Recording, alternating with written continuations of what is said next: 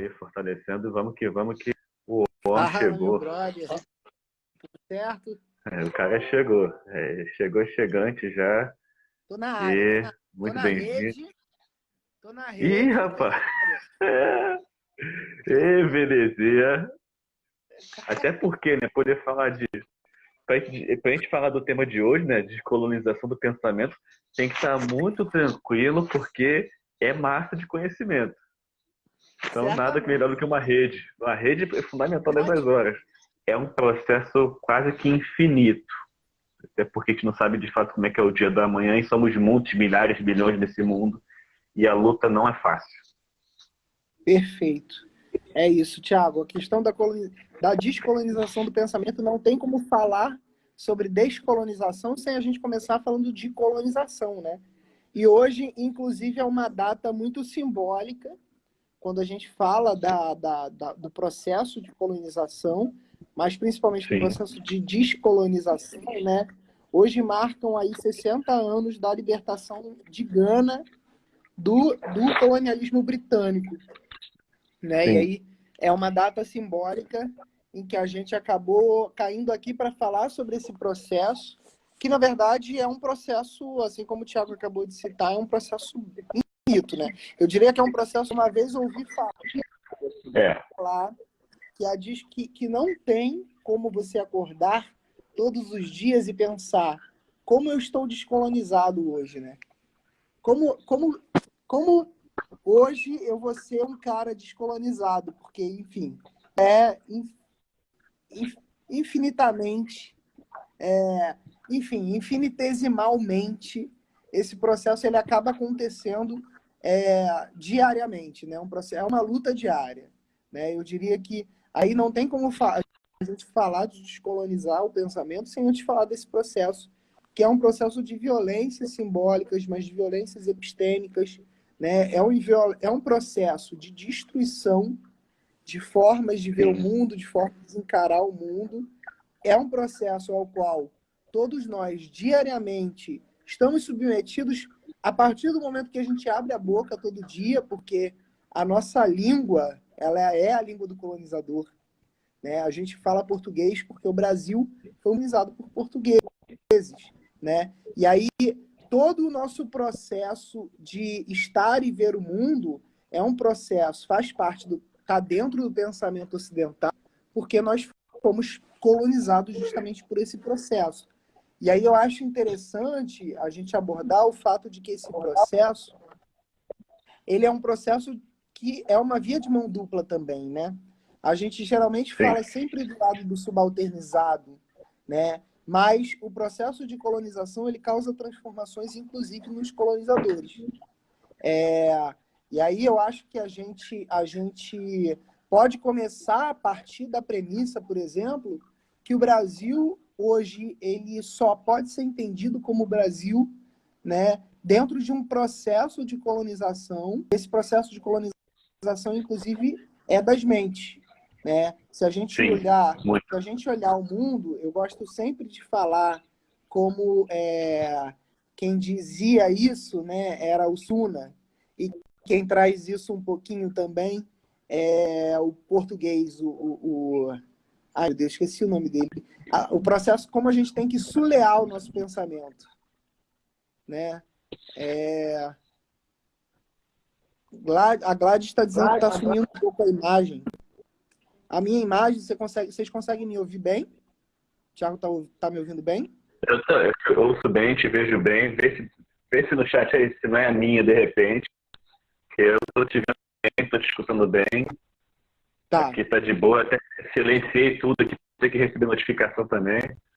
beleza. Então, tá de boa. Beleza.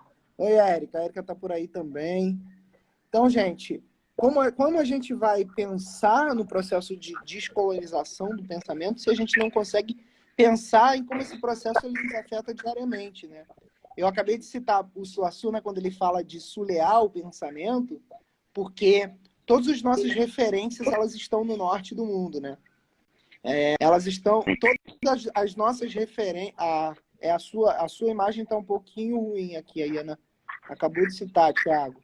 Mas está me ouvindo Beleza, bem? beleza. Beleza. A gente pode continuar. É, e aí, as nossas referências de mundo fazem parte do mundo ocidental eurocristão, né?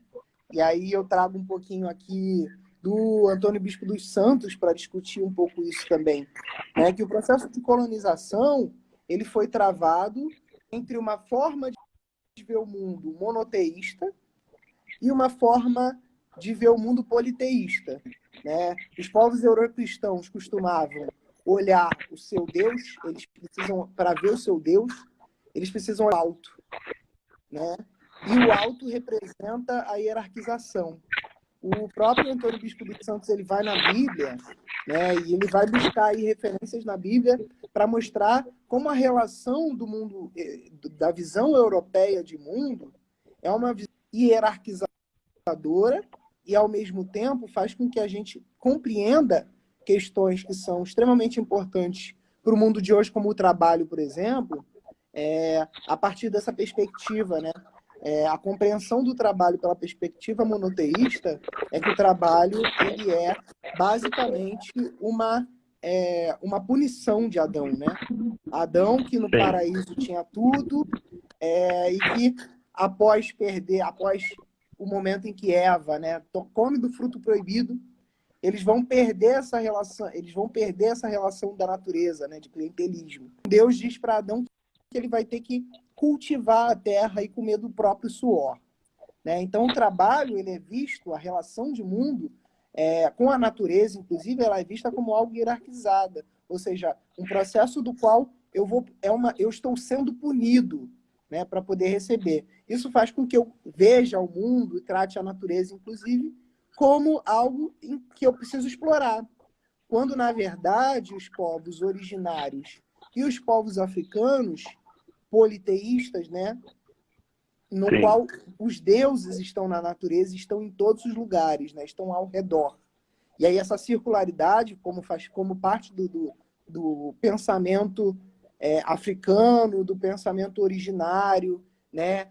Em alguns povos indígenas, né, nós temos a figura da cobra, a cobra que morde o próprio rabo, né? Isso indica um processo que tem início, meio e início também, né? Não são processos lineares de construção, de observação do mundo. A questão hoje é sobre descolonização do pensamento, né? E aí eu estava falando sobre o processo da colonização primeiro, né? Um processo de violência, um processo que envolve uma violência simbólica, mas também envolve uma violência de fato, né? Que destrói a vida das pessoas. E aí eu estava citando aqui o Antônio Bispo dos Santos, né? No livro dele Colonização, Quilombos, Modos e Significados, né? Em que ele vai trazer aí uma série de maneiras da gente compreender a formação do Brasil, né? E aí por isso que eu gosto muito desse autor, né? Porque ele vai trazer aí uma outra forma da gente compreender a formação do Brasil como uma formação que envolve uma colonização, e essa colonização busca sempre a destruição de modos e significados de quilombos, das populações originárias, das populações africanas, que viveram aqui no Brasil. E aí tem um outro autor que eu gosto muito de citar quando eu falo sobre esse assunto, que é o Frantz Fanon, né? Ele vai debater, o Fanon ele é um teórico, né? Que está trabalhando ali a partir dos processos de luta, né? Contra a colonização. Você está me ouvindo bem, Thiago? Sim. Perfeito, tá perfeito. Beleza. E ele tem algumas passagens no livro Pele Negra, Máscaras Brancas, né, em que ele Sim. fala um pouquinho sobre a questão psicológica do racismo, né? E aí, uma passagem que eu gosto muito desse livro é sobre o olhar do escravizado, né, do colonizado, o olhar do colonizado. Quando o colonizador consegue travar o olhar para o colonizado, existe ali uma relação de entrelugares, né, de fendas ali, né, que uma resistência que é capaz de se mostrar e de se provar resistência a partir do olhar. E aí eu acho isso muito interessante, né, porque se a gente olhar, se a gente observar aí a matriz de formação do pensamento africano, do pensamento originário, o silêncio, o olhar são questões aí que vão estar sempre perpassando essa forma de estar no mundo, essa forma de existir. Né? E aí, quando o Fanon traz essa passagem do olhar, ele está falando de uma mulher colonizada, que ela olha para o colonizador, mas que quando ela recebe esse olhar de volta, ela está ali demonstrando uma forma de resistência, uma forma de existência, né? Para além da prisão na qual o colonizador ele sempre tenta colocar os colonizados. Perfeito? Quando eu falo sobre essa questão aí, boa noite, Caco.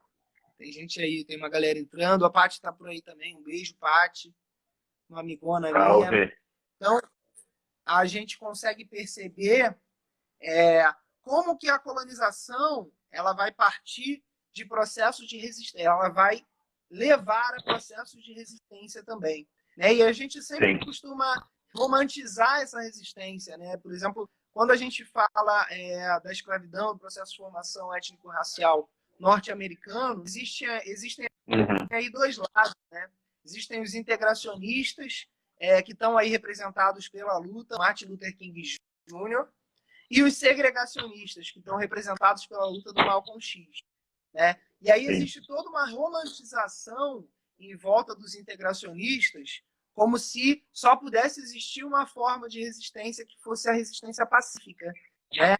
Óbvio que a gente aí se colocando num contexto histórico em que a luta do Martin Luther King Jr., né, representou uma resistência pacífica como forma de demonstração da crueldade do racismo norte-americano, né? Ao mesmo tempo em que a luta do Malcolm X, a luta segregacionista do Malcolm X, inclusive buscava aí uma humanidade, mas possibilidades de existência para além da dominação colonial, né?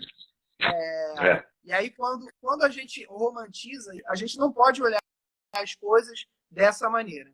Eu não gosto de ver as coisas eu gosto de dizer que entre integracionistas e segregacionistas eu prefiro ser antirracista, né?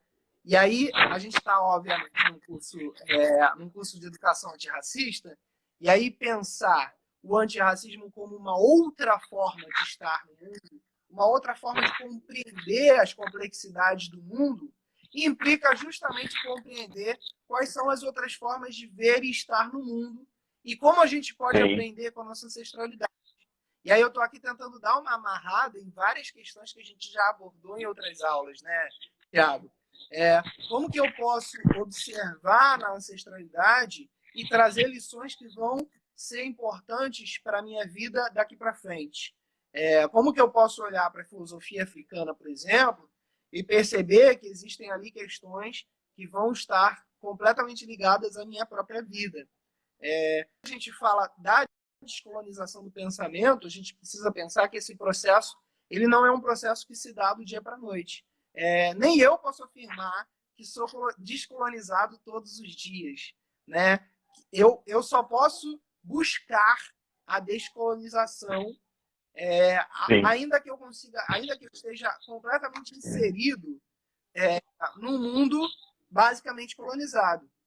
Né? Todos os lugares, todas as nossas referências, todas as fontes de conhecimento, todas as coisas que nós buscamos na mídia, tudo que a gente come diariamente, tudo isso passa por um processo de colonização.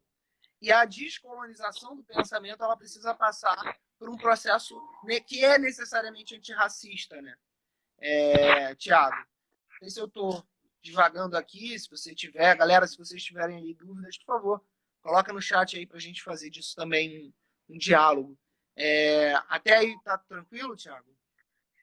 Tá, como todos os outros encontros, se a gente for fragmentar cada colocação dessa, a gente, além de desenvolver um subdiálogo muito rico, mas quando deve ser bom destacar, quando tu fala desse pedaço final, dessa questão do processo diário de descolonização, mesmo estando em uma sociedade como essa, por exemplo, um diálogo, acho que foi no segundo ano do ensino uma aula de sociologia, por exemplo, uma aula de história, se não me engano. Acho que o professor de história declaradamente marxista, esquerda, e aquela coisa bem extremista. Ele sutilmente, olha, esse livro é bom, esse livro é legal e tal. E aí, numa das aulas sobre debate filosófico, ele coloca essa reflexão para os alunos sobre, olha só, você, capitalismo ou comunismo, as ideologias, vamos estudar esses conceitos, mas aí tinha uns alunos falando assim, eu sou de esquerda, eu sou comunista, não sei o quê. Aí um outro falava, olha só, mas você tem que lembrar que você está inserido numa sociedade totalmente capitalista, e por mais que você seja de esquerda, é isso e o outro, você tem que saber a base desse pensamento, você tem que saber a origem desse pensamento, como se aplica hoje. Você não pode ter aqui na rua, sou comunista, valeu, falou, não sei o quê. Quem veio antes que construiu essa sociedade, seja ele bom ou não, seus ancestrais, como é que eles construíram, como é que eles foram participantes ou protagonistas nesse processo, para que chegar hoje você poder simplesmente declarar que você é um comunista que usa o Stalin e compra um iPhone. Então, assim, como é que você vai declarar sua bandeira, qual orgulho que você vai utilizar para poder embasar essa bandeira, né? Ou seja, como é que eu vou acordar todo dia e falar, olha só, tô livre da colonização, como é que esse tô livre, acabou, como é que é isso no dia a dia? Né? Isso é incrível. Isso que você traz é uma questão muito importante que eu gosto de abordar. Eu sempre gosto de abordar essa questão a partir de um pensador chamado Homi Bhabha. Esse cara, ele fala ele é um indo-paquistanês, né, que está escrevendo da Inglaterra, e ele é um cara que traz um conceito que é o conceito de hibridismo, que eu acho incrível. Nós somos seres híbridos, né? Eu sou um homem, e aí eu gosto sempre de me usar como exemplo, né? Porque eu sou um cara negro, eu sou carioca, enfim, vivo aí no auge do século XXI, estou com 30 anos de idade, mas a minha religião é uma religião japonesa, por exemplo, né? Eu estou inserido numa sociedade capitalista, eu me identifico com a esquerda, mas entre direita e esquerda eu ainda sou negro, né? A gente tem todas as características de uma sociedade, né? Mas nós somos seres híbridos. Tiago, você está me ouvindo? Estou perfeito. Tô, beleza. Então, ele tem um conceito que eu acho muito bacana, né? Que enquanto seres híbridos, nós estamos nas fendas. Nós estamos nessas fendas entre o que é e o que não é, entre a direita e a esquerda, entre o capitalismo e o comunismo.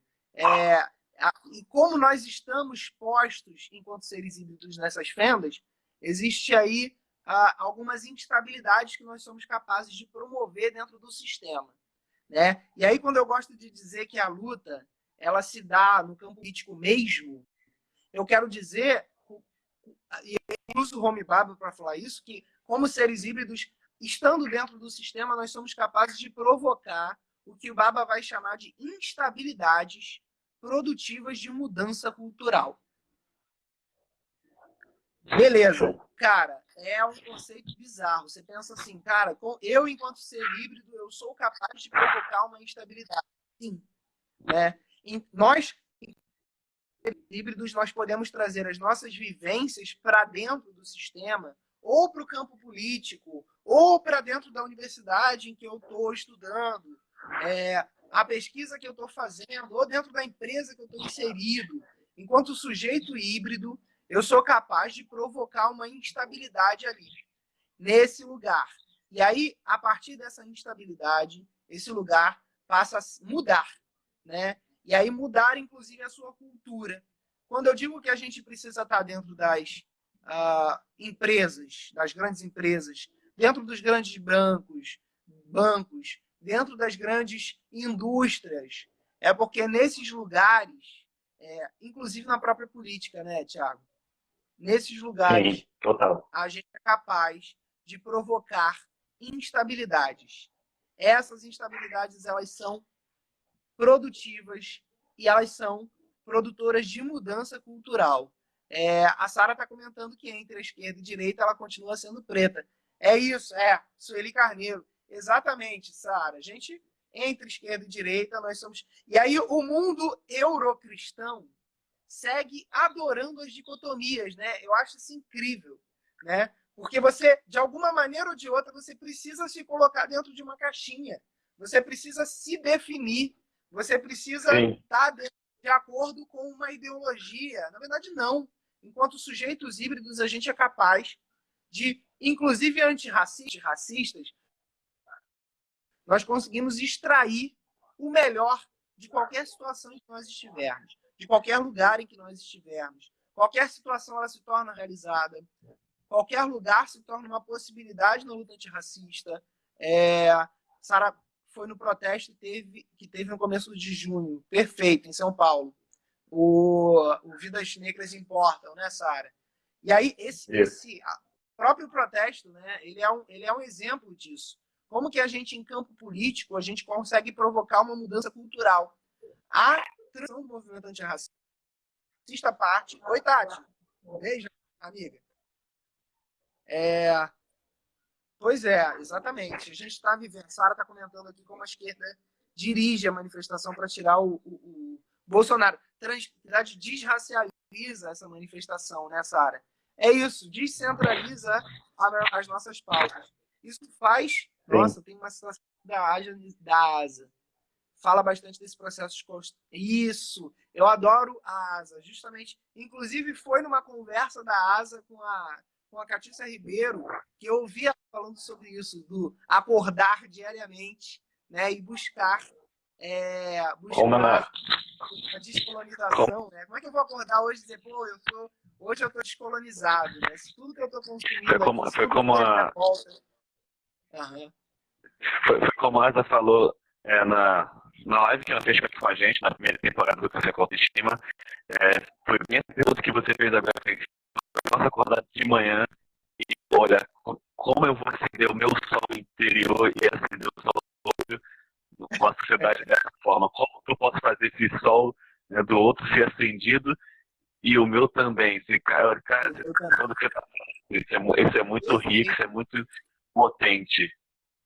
Esse é um desafio, e é um desafio muito incrível, né? E busca justamente essa potência interior, né? Essa capacidade que cada um de nós temos de transformar qualquer situação, de transformar qualquer lugar. É basicamente isso que o Baba diz, né? Quando ele diz que nós, enquanto sujeitos híbridos, somos capazes de provocar instabilidades produtivas de mudança cultural. O que a Sara está citando é basicamente o fato de que a gente esquece, às vezes, que são em governos de esquerda, populistas,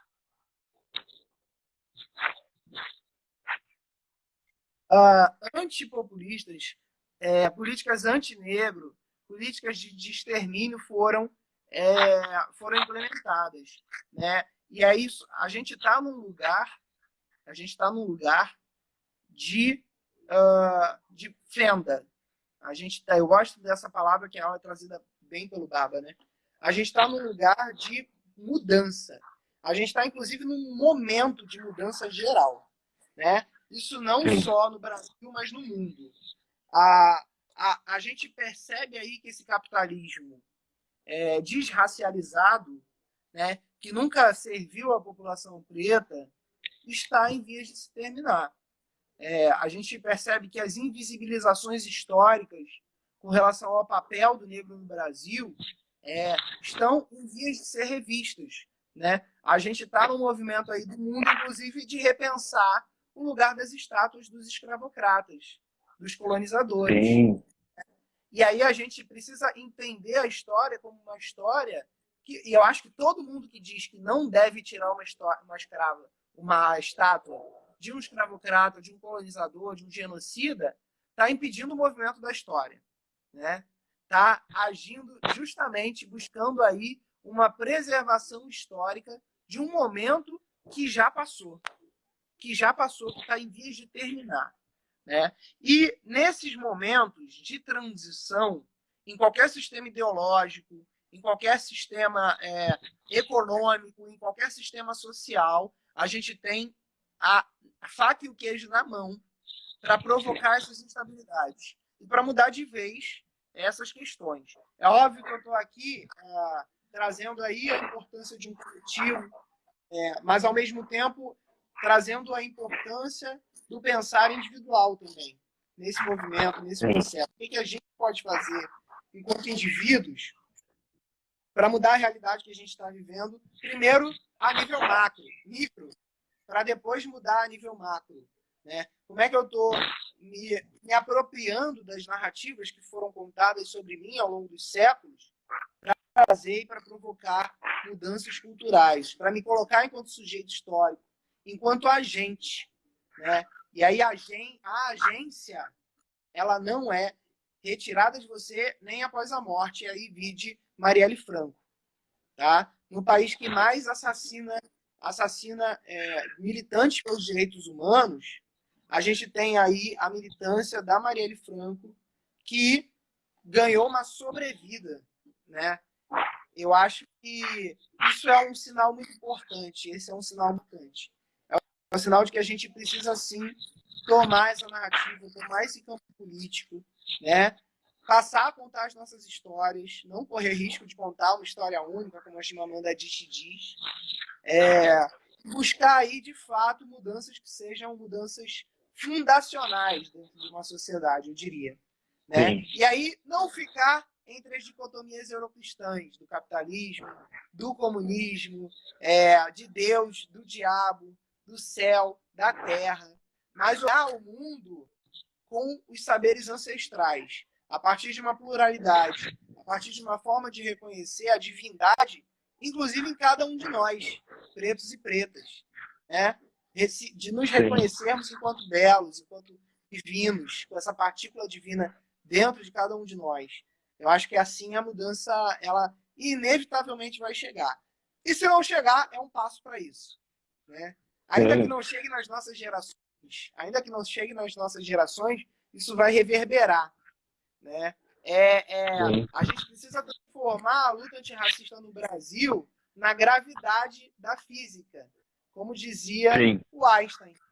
Né? O peso dos corpos ele é dado basicamente pela gravidade.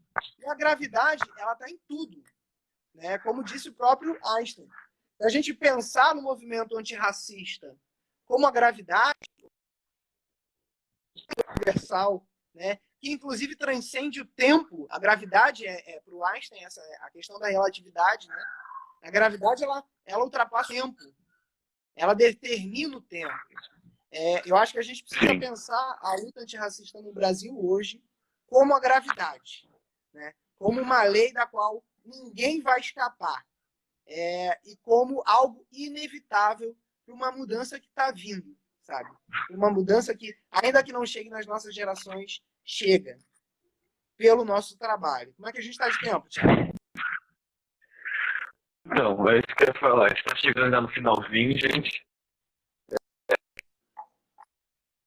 Para quem não assistiu os outros episódios, os outros encontros, eles estão já no YouTube e aqui no GTV também. Eu sei que tem algumas pessoas que, pelo menos para mim, perguntaram sobre uma sequência ou algo do tipo. Nós teremos no dia 9 uma live que é uma sequência, mas ao mesmo tempo ela vem trazendo uma outra pegada que nem o João sabe como é que vai ser. Isso aí já é a pegadinha do Café com Autoestima, que é uma coisa legal aí que vai acontecer. Mas para quem curtiu, quem acompanhou, que tem um pessoal que está aqui que acompanha desde o primeiro encontro, só que não pôde assistir por vários motivos, mas que, como eu falei, está no GTV, está no YouTube. Fiquem ligados aí nos próximos dias, a gente vai colocar nas nossas redes aí. Esse formato aqui de minissérie ele vai se transformar num curso, e aí vai haver um link de inscrição aí para vocês se aprofundarem nesse conhecimento, se aprofundarem nessa reflexão. E de quebra, olha o que é mais legal, assim, não sei se eu já falou isso também em alguma live, mas ontem também o nosso convidado falou a mesma coisa. Para quem fica se queixando, tanto uma queixa vazia como uma queixa no geral de você tem vontade de ajudar alguém, de ajudar de alguma forma, de ser uma injeção de autoestima na vida de alguém, e às vezes, até por falta de hábito mesmo, não sabe como fazer. Poxa, o que eu faço? Será que se eu der R$5 é pouco? Será que eu fizer isso aqui? Será que eu divulgar alguém no meu WhatsApp, eu vou ajudar? Então, gente, a gente vai estar abrindo em breve aí como eu falei, o link da descrição da sequência desse curso, vamos assim dizer, e de quebra, o João pode até me falar melhor para vocês né, os dados mais legais, mas de quebra vocês vão estar dando uma ação social muito da hora de um pessoal que está precisando de uma ajuda estrutural nesse sentido por impacto da Covid, e aí o João passa para vocês melhor essas informações, né, do local tudo certinho. Então, assim, melhor do que você ajudar aprendendo é você ajudar aprendendo junto com os outros, e vocês vão estar ajudando outras pessoas aí, crianças, jovens, enfim. Aí o João pode encerrar explicando melhor essa ação social que a gente vai estar fortalecendo aí, para justamente a gente né, manter a descolonização do pensamento contínua nessa nova geração que vem por aí também. Perfeito, Thiago. Eu queria primeiro agradecer, eu acho que o nosso quarto encontro, eu acho que fechou com chave de ouro, foi incrível estar aqui dividindo um pouquinho isso, porque eu acredito que o mundo ele vai ser transformado a partir desse compartilhamento, né? E aí tem um outro conceito que eu sempre gosto de trazer, tá? Formas da gente escapar desse momento, sair desse momento de pandemia, melhor. Entre eles está a solidariedade, né? E aí eu tenho dois grandes amigos, a Deise e o Léo, e eles têm uma escolinha, uma chamada Escola Quilombista Dandara dos Palmares. Ela funciona no Alemão. Se vocês pesquisarem aí no Instagram, Escola Quilombista Dandara Palmares, vocês vão encontrar a página da escolinha. E a gente resolveu aí criar, e aí eu vou falar um pouquinho melhor disso com vocês a partir do dia 9, que aí a gente já deve ter alguma coisa bem mais estruturada, como inscrições, por exemplo, né? E aí o Thiago está junto disso, Injeção da Autoestima está junto com a gente, e aí a gente vai buscar criar um pequeno curso de educação antirracista, né? No qual as inscrições serão convertidas para ajudar a lista Dandara dos Palmares. Eu vou deixar para falar sobre isso melhor no dia 9, em que a gente já vai ter alguma coisa melhor estruturada, mas eu espero poder contar com vocês.